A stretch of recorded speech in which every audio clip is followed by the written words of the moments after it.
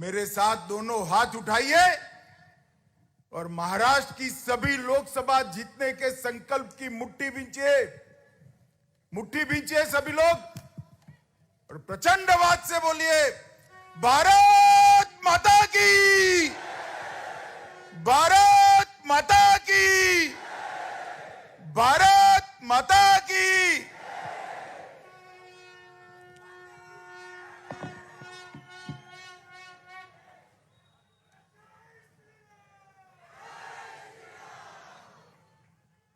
आज के इस महत्वपूर्ण कार्यक्रम में मेरे साथ मंच पर उपस्थित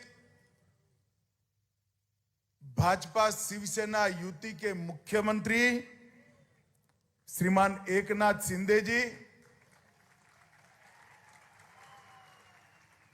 महाराष्ट्र के उप मुख्यमंत्री और हम सब के नेता श्रीमान देवेंद्र फडणवीस जी, प्रदेश भाजपा के अध्यक्ष श्री चंद्रशेखर बावनकुळे जी, महाराष्ट्र के उच्च शिक्षा और तकनीकी शिक्षा के मंत्री, पूर्व प्रदेश अध्यक्ष, पुणे के ही विधायक श्रीमान चंद्रकांत दादा पाटिल जी, महाराष्ट्र से सांसद और मोदी एट 20 पुस्तक के पूरे देश में इसके आयोजनों के राष्ट्रीय संयोजक श्री प्रकाश जावड़ेकर जी, भाजपा की राष्ट्रीय सचिव पंकजताई मुंडे जी, श्री माधव भंडारी जी, सह संगठन मंत्री शिव प्रकाश जी, प्रदेश महासचिव मुरलीधर मोहोल जी, भाजपा पुणे के अध्यक्ष श्री जगदीश मुलिक जी, राजहंस प्रकाशन के प्रतिनिधि श्री आनंद हार्डीकर जी, विधायक सुनील कामले जी, महेश लाडंगे जी, बहन माधुरीताई जी, सिद्धार्थ सिरोले जी, श्री भीमराव तपकीर जी, उमाताई खापरे जी, श्री राहुल कुल और आज इस कार्यक्रम के अंदर आए हुए सभी कार्यकर्ता भाइयों बहनों और मेरे जिगर के टुकड़े जैसे युवा मित्रों।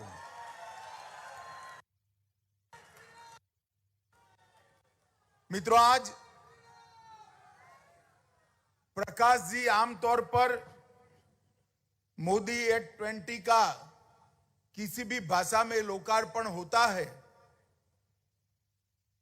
तो कार्यक्रम को समाज जीवन के बुद्धिजीवियों के बीच में रखते हैं, परंतु आज मराठी भाषांतर के लोकार्पण के कार्यक्रम में प्रकाश जी ने कार्यकर्ता भाइयों बहनों को बुलाया है। इसके पीछे जरूर कुछ सोचा होगा। मोदी जी की पुस्तक का विमोचन, ये पुस्तक का भारत की हर भाषा में अनुवाद,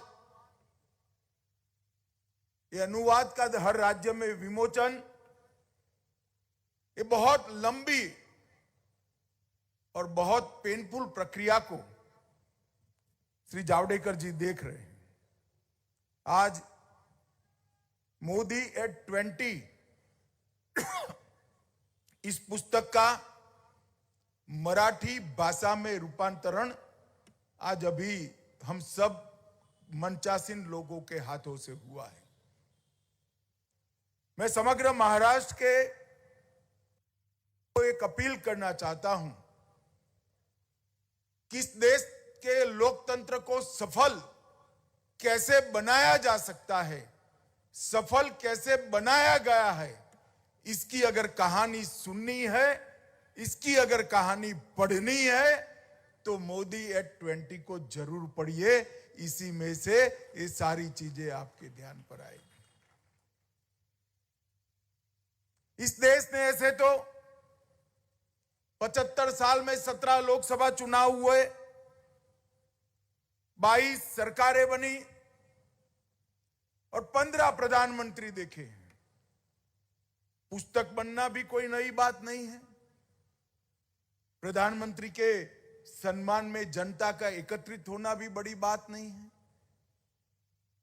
परंतु मोदी एट 20,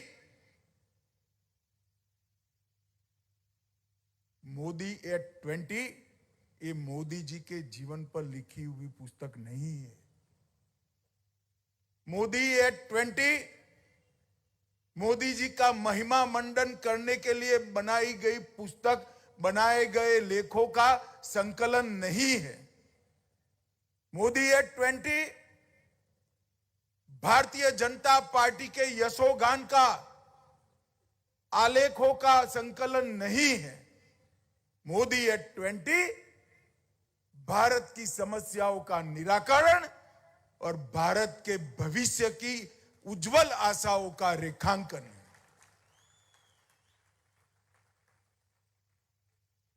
नरेंद्र मोदी जी का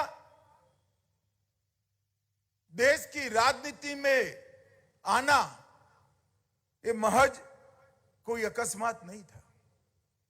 अगर मोदी जी के 20 साल मुख्यमंत्री और प्रधानमंत्री पद के समझने हैं तो उसके पहले के 30 साल तक की हुई तपस्या के अंदर झांकना पड़ेगा, उसको समझना पड़ेगा, तब जाकर सफल 20 साल को आप समझ पाएंगे। एक व्यक्ति सब कुछ त्याग कर घर से निकलता है, राष्ट्रीय स्वयंसेवक संघ की विचारधारा से जुड़ता है, सब कुछ त्याग कर कार्यालय में साफ सफाई करने से लेकर मेरे जैसे कई कार्यकर्ताओं का प्रेरणा स्रोत बनता है।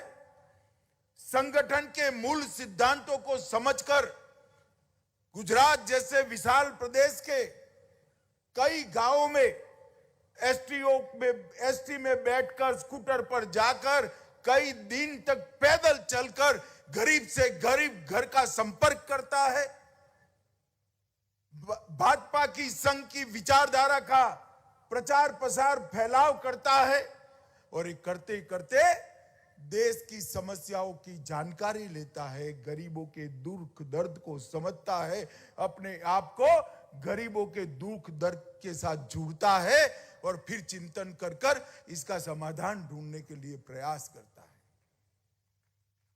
नरेंद्र मोदी जी को जब गुजरात का मुख्यमंत्री बनाया तब समग्र भारत के मुख्यमंत्रियों में एकमात्र मुख्यमंत्री ऐसे थे जो कभी चुनाव ही नहीं लड़े थे, सरपंच का भी चुनाव नहीं लड़े थे, कभी नहीं लड़े थे। उन्होंने भाजपा के संगठन का काम किया और अचानक ही पार्टी ने निर्णय किया कि आपको जाकर मुख्यमंत्री बनना है। कितने सारे सवाल मोदी जी के मन में उठे होंगे, मगर आगे की हुई 30 साल की तपस्या में इस सारे सवालों के समाधान पड़े थे। लोगों को साथ में लेने की कला सिद्धहस्त करी थी, समस्याओं को सुनने का धैर्य प्राप्त कर चुके थे, गरीबों के प्रति संवेदनशीलता दिल का और कार्य पद्धति का एक हिस्सा बन चुकी थी और भारत माता की सेवा और भारत माता के लिए जीने मरने की लालसा एक ही जीवन का उद्देश्य बचा था, तब जाकर सफलता मिलती है। मोदी जी ने 2001 से 2014 तक गुजरात के मुख्यमंत्री के नाते काम किया। उसमें से 10 साल में इनका साथी बना मंत्रिमंडल में। ये 10 साल के अंदर मोदी जी ने 13 साल के अंदर समग्र गुजरात को सर्वस्पर्शीय सर्वसमावेशक विकास कैसा होता है वो समझाया। गुजरात में ही सबसे पहले हर घर में 24 घंटा बिजली की शुरुआत हुई। गुजरात में ही सबसे पहले हर घर में शौचालय की शुरुआत हुई। गुजरात में ही सबसे पहले ग्रामीण विकास के नए अध्याय लिखे गए। गुजरात में ही सबसे पहले अर्बन डेवलपमेंट का साइंटिफिक अप्रोच लाया गया। गुजरात में ही सबसे पहले टेररिज्म के प्रति जीरो टॉलरेंस की नीति को अख्तियार कर सीमाओं को सुरक्षित कर दिया गया। और ये करते करते करते 13 साल के अंदर मोदी जी भाजपा के ब्रांड एम्बेसडर बन गए। और जब ये तय हुआ कि उनके नेतृत्व में भारतीय जनता पार्टी 2014 का चुनाव लड़ेगी, तब समग्र देश के, मैं तो उत्तर प्रदेश में काम करता था, समग्र देश भर, यूपी के कोने कोने में एक आनंद की लहर। मेरे जैसे राजनीति के विद्यार्थी के लिए आश्चर्य था। एक राज्य का मुख्यमंत्री अपने राज्य में काम करता है और समग्र देश के अंदर आनंद की लहर दौड़ती।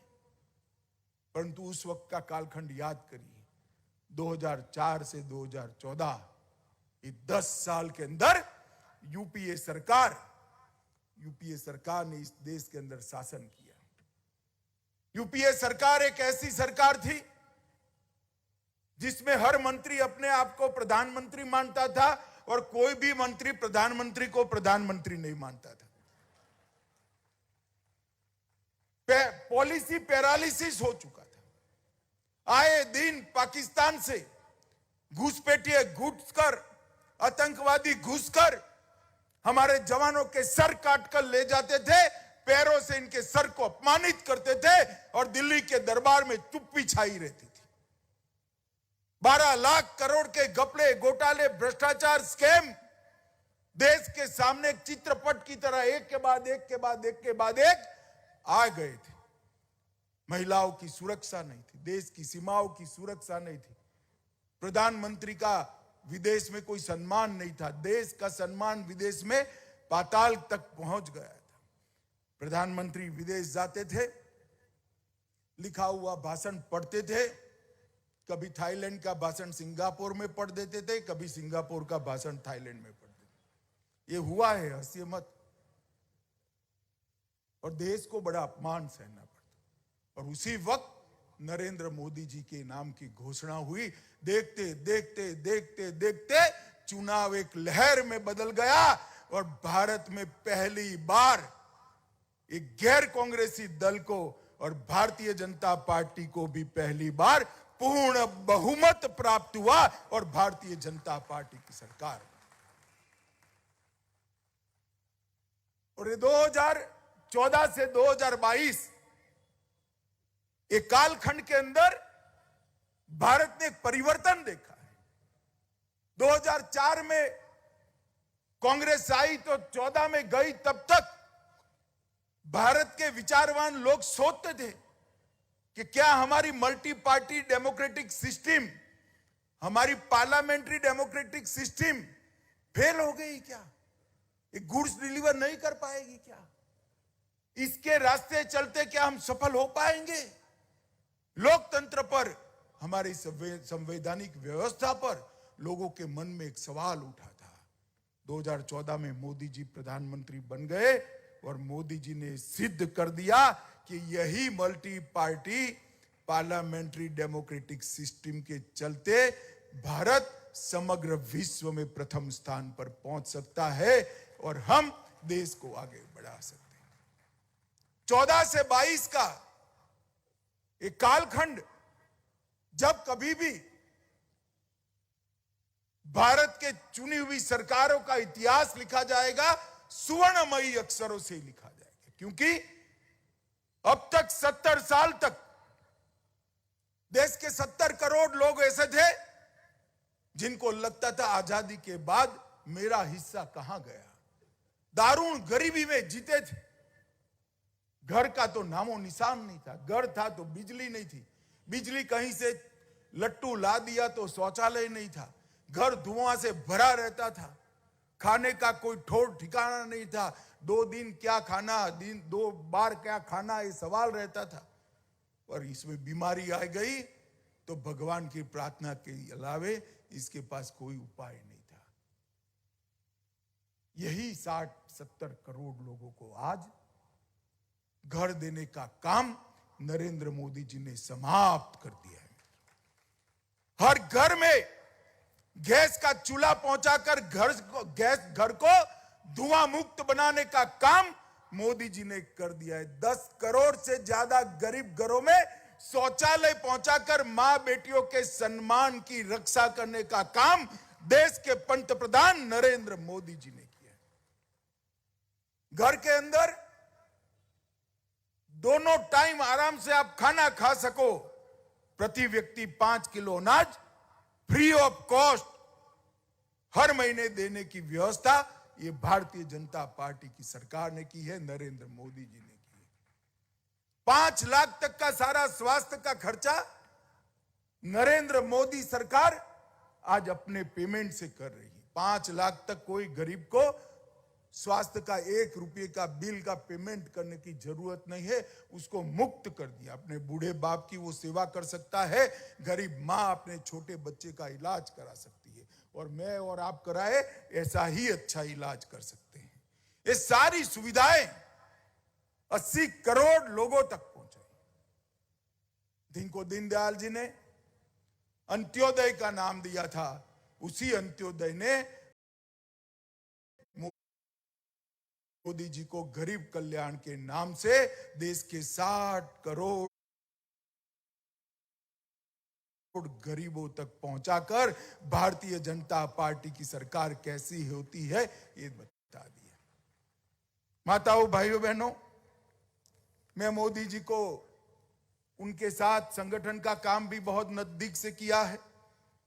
मोदी जी बहुत संवेदनशील व्यक्ति है, एक कर्मठ कार्यकर्ता है। संगठन का काम करते थे तब तो चुनाव की जिम्मेदारी लेते ही थे, मगर आज देश में कहीं पर भी चुनाव हो, उस राज्य के कोई भी कार्यकर्ता से ज्यादा परिश्रम हमारे प्रधानमंत्री नरेंद्र मोदी जी करते हैं। एक स्टेट्समैन जैसी छवि, हर समस्या को मानवीय अवगुणों से, मानवीय दुर्बलताओं से ऊपर उठकर सोचने का एक पद्धति समग्र विश्व और समग्र भारत में उनको अलग बनाकर रखा है। एक टीम लीडर के नाते समग्र देश का आज नेतृत्व कर रहे हैं। चाहे किसी भी पार्टी की सरकार हो, पूरे देश की 130 करोड़ की जनता का नेता का नाम एक ही नाम है, श्री नरेंद्र मोदी, नरेंद्र मोदी, नरेंद्र मोदी। और मैं जब ये कहता हूं तो कोरे शब्दों में कहना नहीं चाहता। कोरोना आया तब मोदी जी ने एक घोषणा की कि कल पूरा देश जनता कर्फ्यू का पालन करेगा। सुबह 8 बजे से शाम को 8 बजे तक कोई अपने घर से बाहर नहीं निकलेगा। अपील की, कोई सरकारी नोटिफिकेशन नहीं। और 130 करोड़ के देश में रोड पर एक भी वाहन नहीं दिखता था मित्रों, कोई घर के बाहर नहीं। एक नेता की अपील पर 130 करोड़ की जनता अपने आप को घर के अंदर बंद कर दे। बूढ़ा, युवा, महिला, पुरुष, बच्चे, बच्ची, सभी लोग। भाई मोदी जी ने कहा है कोरोना के सामने एकजुट होकर लड़ना है, हम घर के बाहर नहीं जाएंगे। ये बताता है कि ही इज टीम लीडर, पूरे देश के ही नेता है, भावुक राजनेता है। जब कोरोना के अंदर लोगों के कामकाज बंद हो गए, लॉकडाउन हो गया, गरीब लोग क्या खाएंगे सब सोचते रह गए। एक दिन सुबह अचानक ही उन्होंने योजना घोषित कर दी, हर घर में प्रति व्यक्ति प्रति माह 5 किलो अनाज उनको फ्री ऑफ कॉस्ट दे दिया जाएगा। भारत सरकार हर गरीब के खाने की चिंता करेगी। मित्रों, ये विचार उसी को आ सकता है जिसने गरीबी का दुख झेला हो, गरीबी को जिया हो।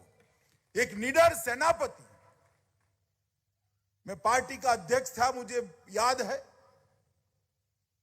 जब उरी और पुलवामा में हमला हुआ, हम सबको लगता है अब क्या हो सकता है, युद्ध हो जाएगा।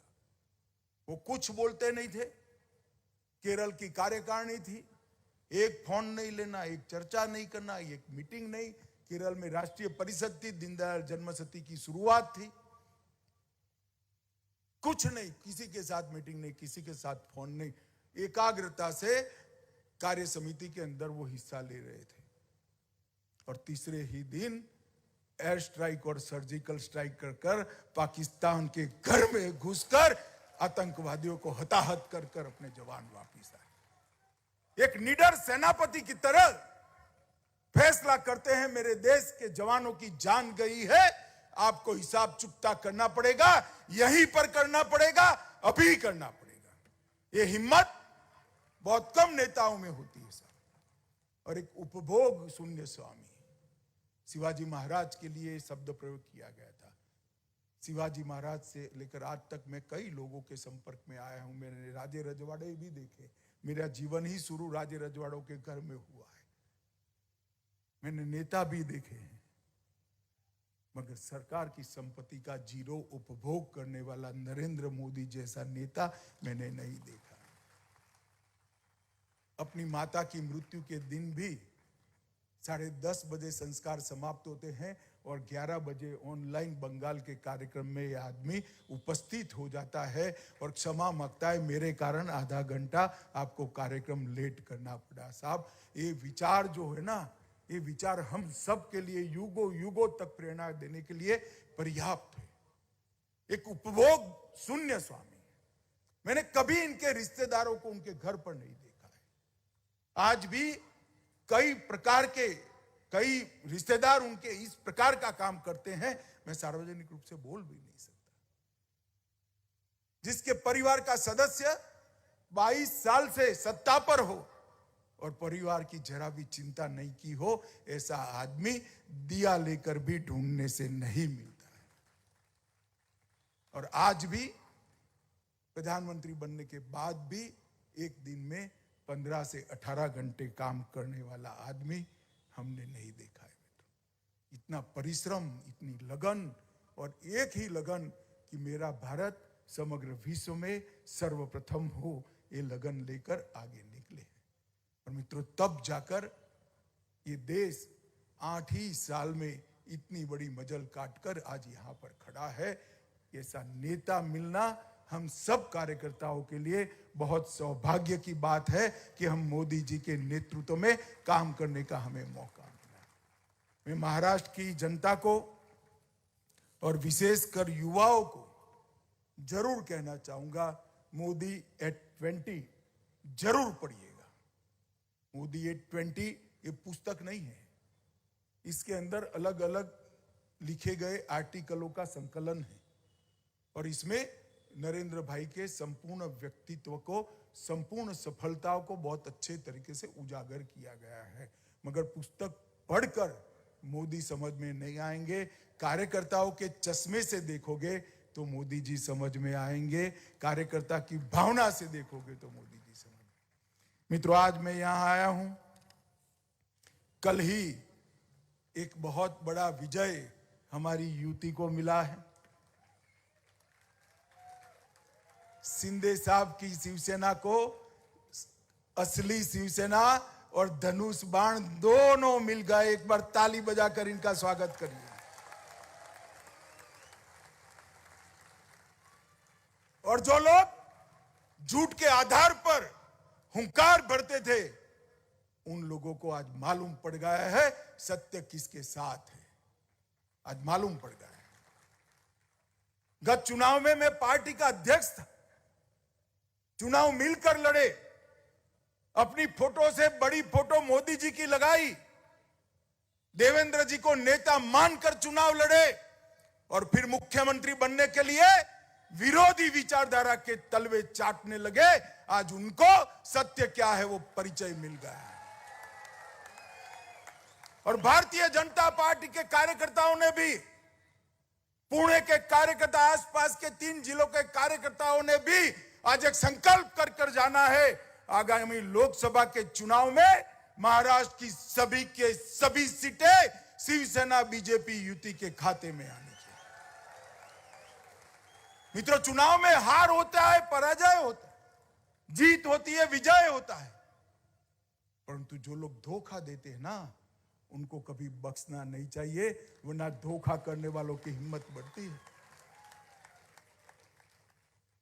कल मैंने शिंदे जी का भाषण सुना, प्रेस कॉन्फ्रेंस सुना, एक पत्रकार ने पूछा कि धनुष बाण आपको मिल गया? उन्होंने कहा ना, धनुष बाण एनसीपी कांग्रेस के यहां गिरो रखाए थे, मैं छुड़ा कर ले आया हूं। हमारी छोड़िए, इन्होंने बाला साहब की विचारधारा और शिव सैनिकों के साथ भी धोखा किया था। आज दूध का दूध, पानी का पानी हो गया है। मैं आज पुणे के सभी कार्यकर्ताओं को अपील करने के लिए आया हूं। हम सब 1950 से राजनीति में एक मिशन लेकर हम राजनीति के अंदर निकले हुए लोग हैं। दीनदयाल जी ने हमारे सामने 2 लक्ष्य रखे थे, सुरक्षित और समृद्ध भारत और अंत्योदय। गरीब कल्याण के माध्यम से अंत्योदय का काम मोदी जी ने समाप्त कर दिया है। बहुत आगे बढ़ चुके हैं, वापिस आने की कोई जगह नहीं है। भारत को वो सुरक्षित भी बना चुके हैं और अब भारत को समृद्ध बनाने की बारी है। दुनिया में अर्थतंत्र की तालिका में भारत 11वें नंबर पर 2014 में था, हम 5वें नंबर पर पहुंचे हैं। बजा ली तालियां। अब मैं बताता हूं, फिर से जोर से बजाइएगा। मैं एक बात बताने जा रहा हूं। 5वें नंबर पर हमसे पहले हम पर 150 साल तक शासन करने वाले अंग्रेज थे, उनको हटाकर आज हम 5वें नंबर पर गए। जरा भी अहंकार करे बगैर अपने पुरुषार्थ के आधार पर हमने दुनिया में अपना लोहा मनाया है। आज डिफेंस के क्षेत्र में भारत के एरो शो में 100 से ज्यादा अधिक देश आते हैं। डिफेंस का जो इंपोर्ट होता था, इसमें 70% की कटौती हो चुकी है। और जो लोग कहते थे धारा 370 हटाओगे तो कश्मीर में खून की नदियां बह जाएगी, यही कांग्रेस एनसी वाले कहते थे।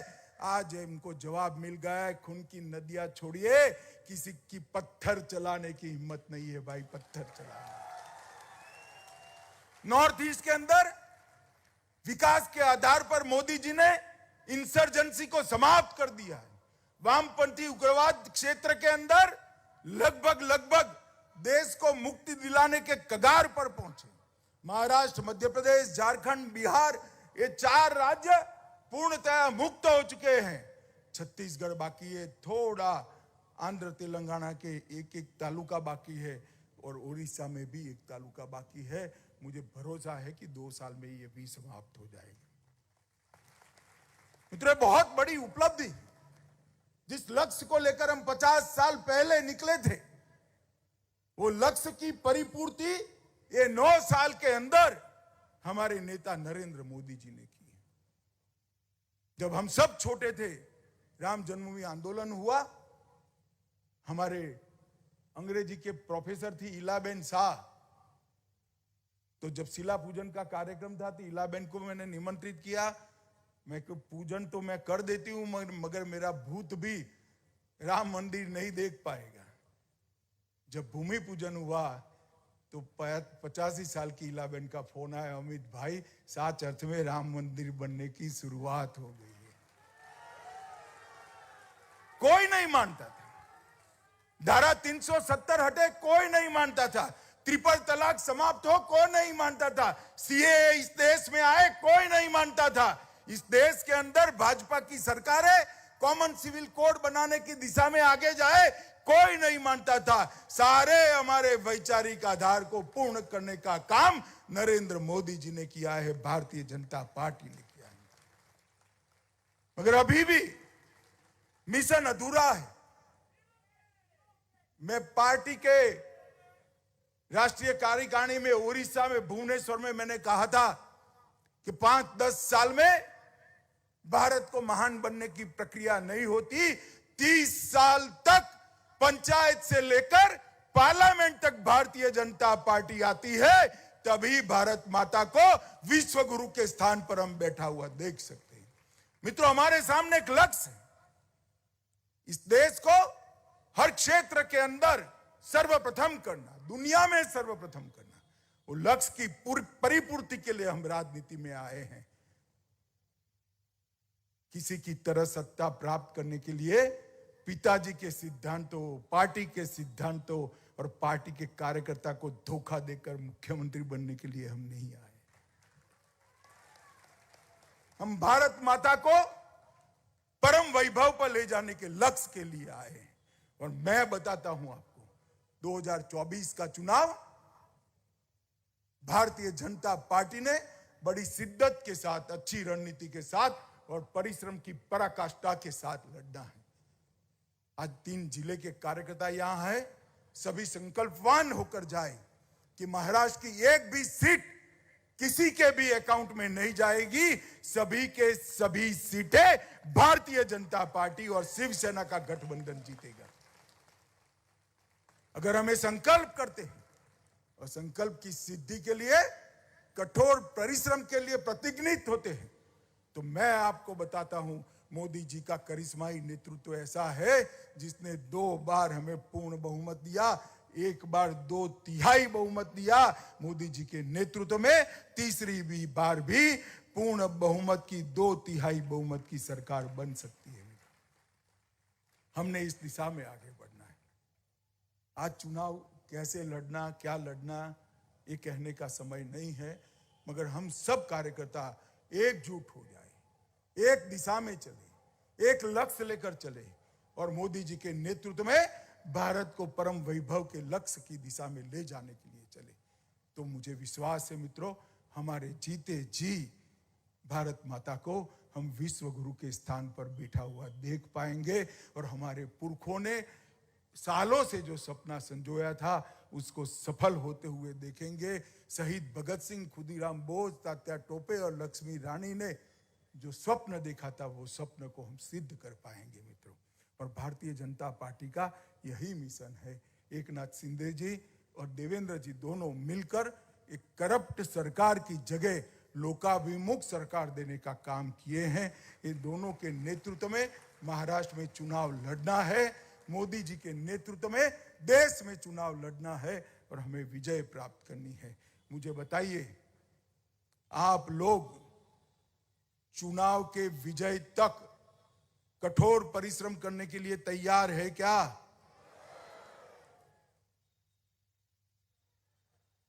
फिर से पूछता हूं, सबके हाथ ऊपर होने चाहिए, दोनों हाथ ऊपर होने चाहिए।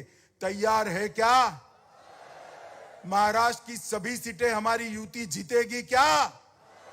मोदी जी के नेतृत्व में फिर से 2/3 बहुमत से जीतेंगे क्या? तो मेरे साथ दोनों हाथ उठाइए।